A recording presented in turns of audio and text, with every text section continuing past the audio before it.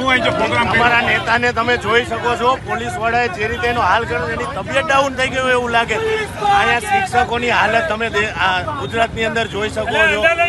આપઘાત કરવો પડે એવું પ્રેશરાઇઝ કરે છે. શિક્ષકોને મુક્તિ આપવામાં આવે આ કામગીરીમાં, અને જે પણ શિક્ષકોએ જીવ ગુમાવ્યો છે એ શિક્ષકોને 1 કરોડ રૂપિયાની સહાય આપવામાં આવે, એ જ અમારી માંગ છે.